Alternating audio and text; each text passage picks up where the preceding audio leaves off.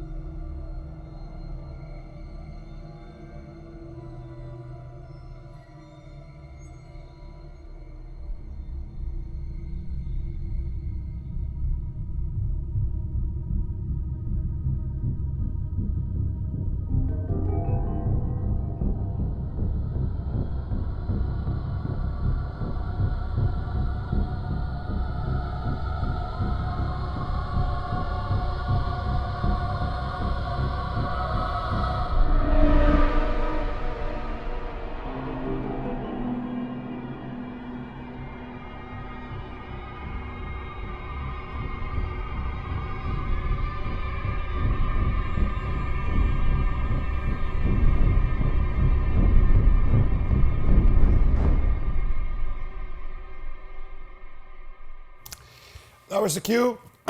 Sorry about that. Pretty long one. The last instrument that I opened is, again, one of those make noise instruments that I made with the Euro modular and then turned into a contact instrument. So there's a lot of stuff in this cue. As I was playing this thing, I was scrolling up and down a little bit so you guys can see how much stuff is in there. So here we're looking at that choir track again that I talked about earlier. I can play some of this really crazy choir stuff. It's really interesting to have.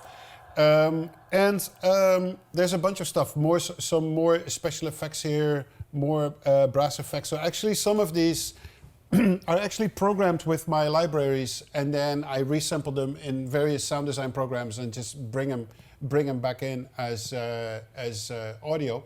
So let's just go down, more choir voices, some bass bends down, and then we get to the template tracks. A lot of percussion here, more sound design here, sound design, brass instruments, and then we get to the orchestral bits, of which I opened up a few to show you what was done there. But the color really changes constantly from very orchestral to very sound design to very orchestral again, which fitted perfectly with what this cue needed to be. Now, if we look at the top, we covered this in different tutorials, but you see my markers here. Every time when something important happens, I put a marker there pretty much on forehand so I know where what needs to go. Also, you see that I was pretty consistent with the tempo throughout. I was able to find a tempo that kind of worked for the whole cue, which is 80 BPM. There's a little section here where I go up to 130 and I'm back to 80 BPM all the way through the whole cue. So it takes some time to find what the right tempo is for a scene, but once you have it, you'll find out that with one tempo you're able to stay pretty consistent if you look long enough. So what I wanted to discuss for this particular tutorial is, like, again, this is the finished cue. This is the cue that the director approved. So where do you go from here? So obviously you need to mix this as good as you can with the session as it is, which I did. So as good as I could, I mixed it the way I wanted it, and we see automation here on tracks. We see a bunch of plugins inserted. I'm just going through the whole thing, and let's see where we end up. So I'm just going to select my tab here, so I'm just seeing the VST instruments and not the group tracks and effects. A lot of auxiliary synths going on here, a lot of plugins inserted. I'm just opening some random ones so you have an idea. The FEP filter, Simplon, is used a lot. The Autopan, which I also mentioned in other tutorials.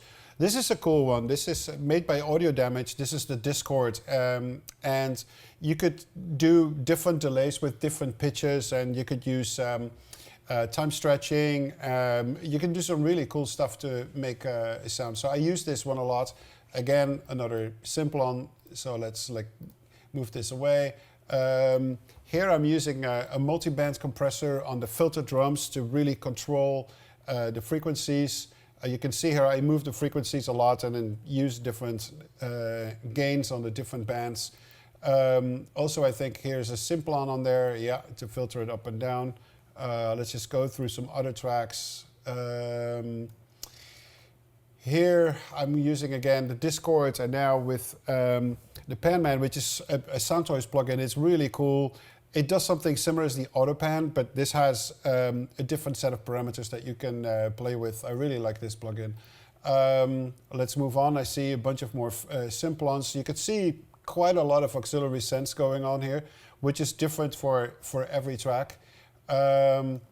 So what do we use here? Here we use a combination of the Discord, the Decapitator, and the Simplon. The Decapitator is also a Soundtoys plugin, really amazing sounding, and it does distortion from extremely light to completely over the top. So when we look here, we see more and more FAB filters, Simplons, and a few compressors. I think I pointed this one out, which is the Waves 2500 API emulation, and I really like it. It sounds really, really good. So when you're done mixing and you now have everything more or less sorted, and you've done the automation, you've done your plugins, you've done everything that you want to do to the session, and you're now happy with the sound, we're just going to move on and then create basically synth masters. And synth masters are stems that eventually will end up in the dubbing stage where the movie is getting mixed, but you want to create stems because you can't send all this. So you have to group certain tracks together and create a stem for that specific group. And I would like to show you how that works and how I've done that. And I'm just going to open up another session to do that. Okay, so what I have open right now is my synthmaster session. And what is a synthmaster session? A synthmaster session is to bounce all your individual tracks into groups of stems. Because I have so many sounds going on in this session, I cannot have one stem for each sound individually. You would just go nuts.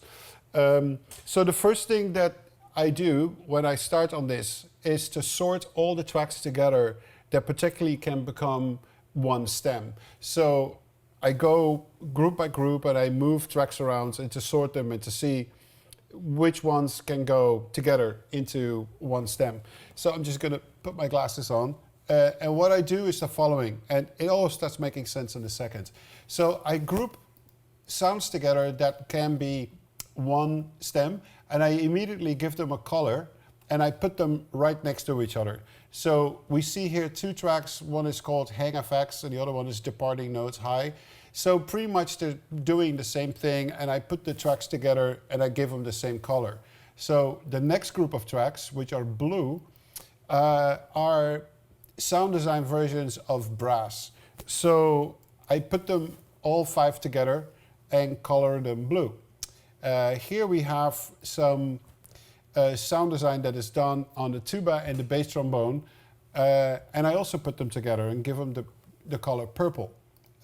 Here we have 3 bells that go together. They're dark brownish, and I put them together. So we can go on and on and on through this whole session. So here we have blue, which are a couple of divas, Make Noise, and Zebra.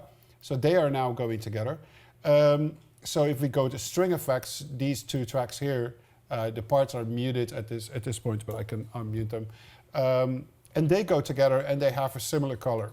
So I do that for everything in this session. You see there's quite a lot of information here that needs to get sorted. So here we get to the string department. All the top strings are red, and then all the bottom strings are dark brown. So everything is sorted like this throughout the whole session, and it's quite a lot of sorting you need to do. So then the next thing that you do, and I'm just going to open this screen up, is you basically create a bunch of audio tracks, and here they all are, and you give these the corresponding colors of every group of tracks that you have sorted together, and you give them a name. So, for instance, I called this sound design high tone. I'm just going to zoom in a little bit on the audio so we can see better where the audio is recorded. And it corresponds directly with the tracks underneath. And I'll tell you why I'm doing this the way that I'm doing this, is that it happens a lot when you send out the stems to the dubbing stage, and the mixer is then mixing the final film, or the director would say something. But a question that comes back is like, hey, in this stem you have this and this and this sound grouped together, but we would like these 2 as separate stems. Or they would say, hey, you have a stem for drums, but can you break out the drums even more in separate stems so they can do stuff with Atmos or pan it more to the back or to the front, whatever they want. And then you just need to figure out what stem are we talking about and what went into that stem. Now, this is a way to find back really quickly what you put into one stem. So if I were to go to a track, let's say the second track here, and this is called Sound Design Brass High, and they would say, hey, there's something in there that is like really low. It almost sounds like a horn. Is there a way to split that out? And I could pretty simply now find in my templates, because it starts with the green track up here, and the top 2 tracks here are green. The next one is blue, and these ones are blue. So I'm taking all these tracks that became one stem, and I'm just going to find somewhere in there where is the sound that they're talking about. Let's say it's the sound that we just played, and it's like, okay, so this track they want separate. So then I make 2 new tracks. One is these parts, and I make a separate part for the track that we see here that they want potentially separate. So it's a way to really organize your stems, like really cleverly, with a color system, so you can always find back what you have done. So if I just move this screen almost completely away, we see there's actually quite a lot of tracks here. So it starts up here, and it goes all the way down to here. So you see it's a quite a big stem session. I think this was the cue that had the most amount of stems, which was like 67 or 66. So it's quite elaborate. When you're done recording everything in that you have programmed, obviously at that point you mute everything. So I'm just going to mute all this stuff because I just unmuted it to play some stuff back. So now everything is muted again. These few here. So this is what your Cubase session will look like. It's all muted because now you have recorded everything in as an individual stem up here. So there's no reason to have any of that MIDI open because you have now recorded all the audio in. And what you do at this point is you export everything out with your left locator setting here, and your right locator set over there, which covers the complete length of the cue. And you basically spit all that audio out. And then you can import it in any mix program that you like to work with, whether it's Pro Tools or Nuendo or Cubase in this case. So this is a little bit how to create these set masters.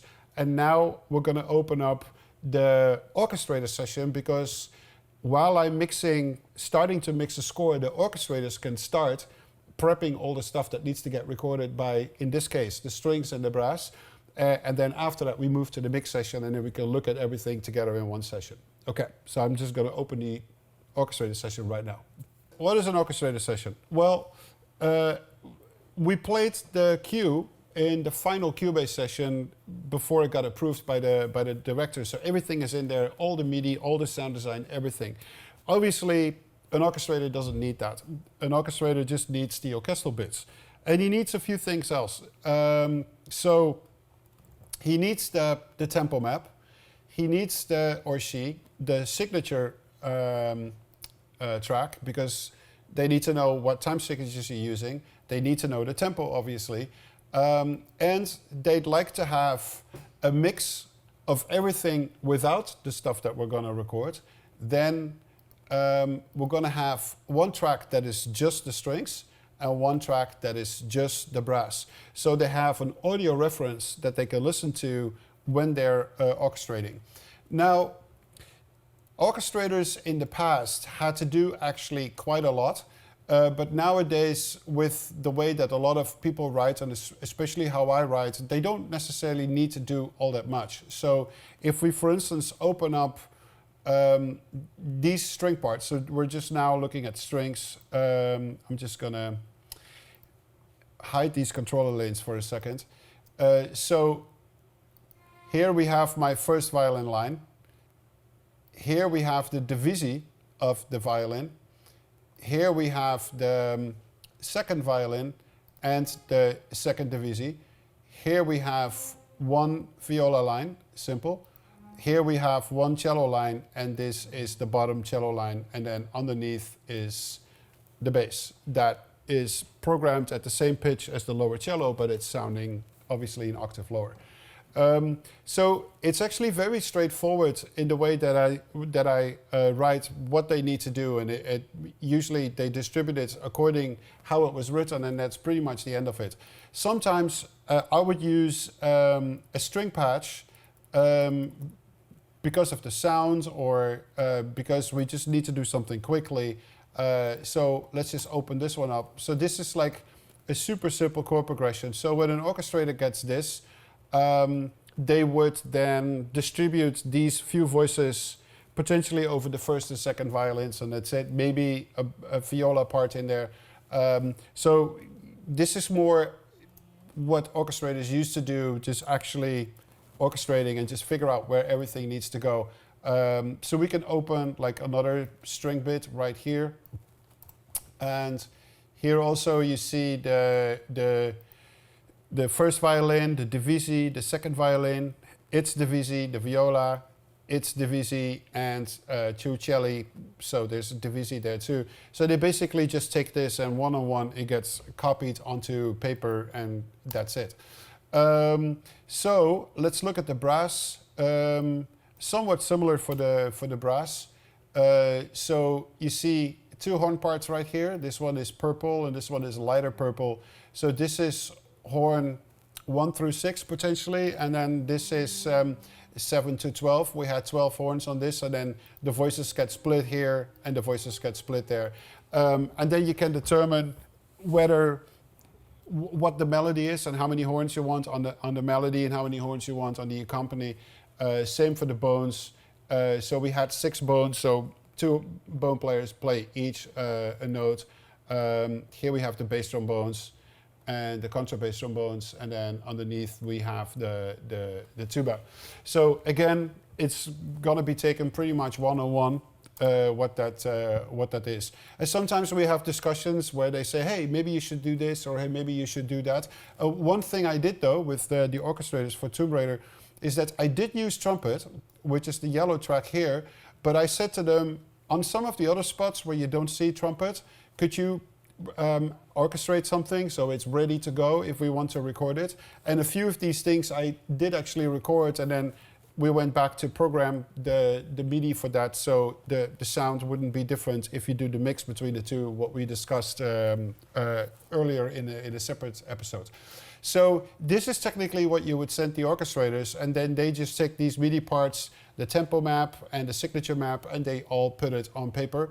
And then we record it. And when I record, in this case we went to London, I also have these tracks with me, so you could say, don't play the strings, just play everything else in the brass, and we will record the strings, so that you hear the live guys mixed with everything else. And then when you record the brass, you also mute the brass stem, and then you play everything else, plus the live strings that you just recorded, plus the live brass that is playing right now.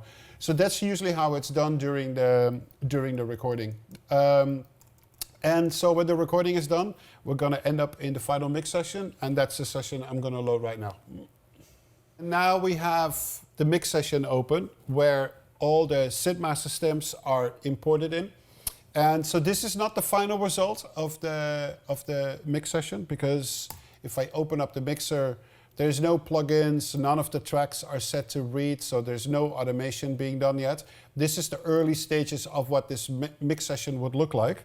And it would sound exactly the same as what we had when we played back the MIDI, except for the one thing is that now we also have the live recordings in there. So let's just pick a section, for instance this.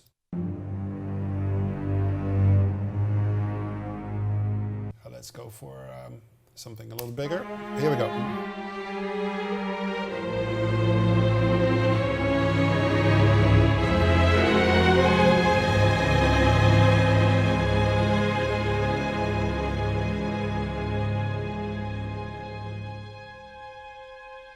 Okay, so let's now also play the brass with that.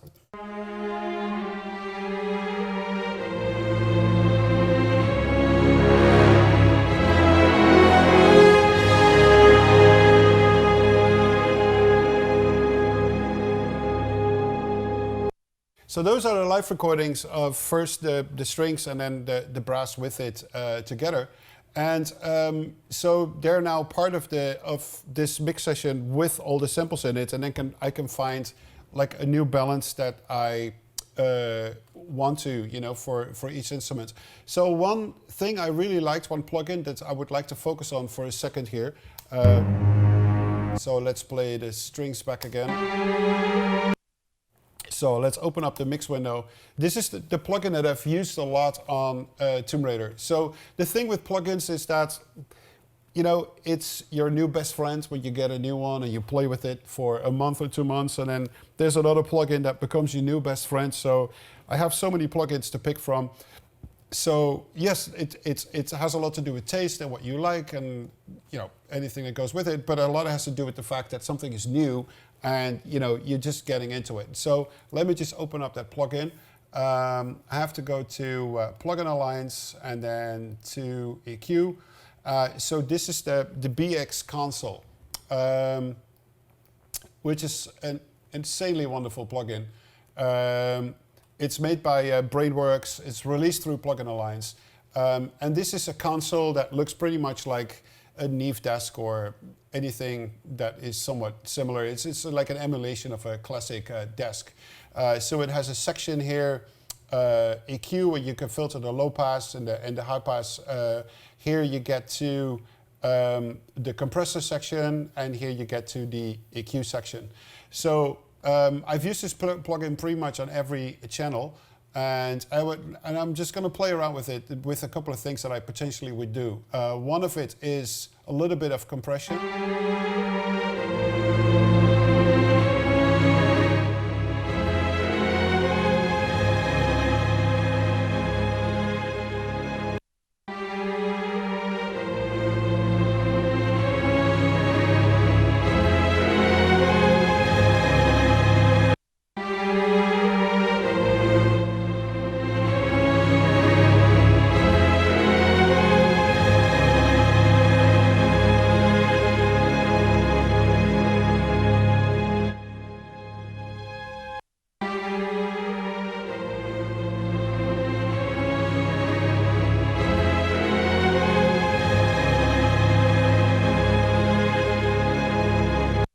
Just a tiny little bit, and let's see what we can do with the EQ. I'm just going to go over this rather quick, so we don't. So I would like to add some high-hand sizzling. Let's look for that frequency.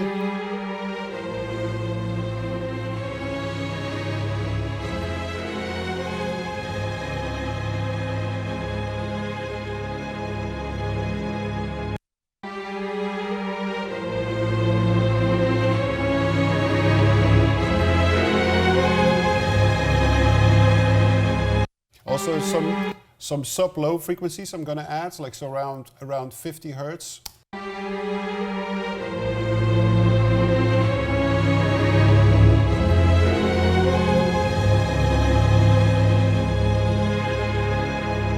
And I'm going to take out a little bit around 1.4 kilohertz, so just a little bit back, like 1 dB or so.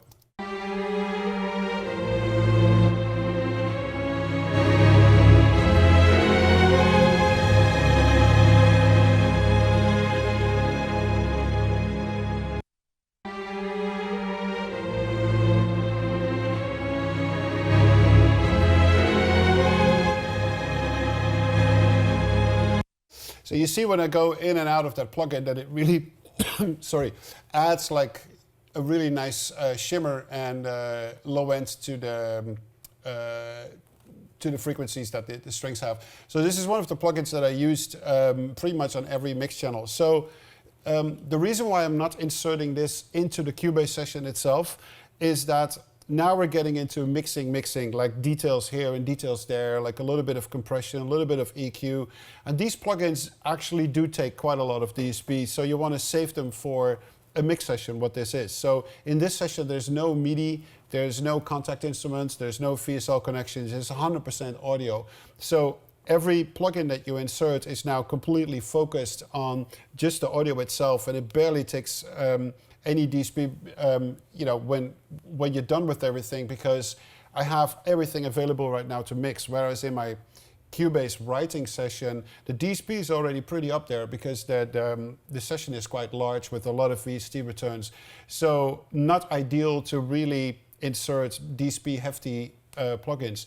In this session though, because none of that is there, it's very easy to insert 60 of these plugins and you're going to be totally fine. And the really good sounding plugins also take more DSP generally. So this is a really good channel. It emulates the classic sound of some of these old desks, and if you have them inserted on each track, it really adds like a really nice color to it.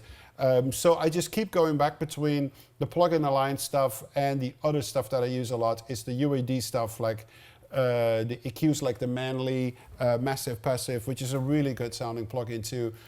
Those really help to create a slightly nicer sounds like on every channel.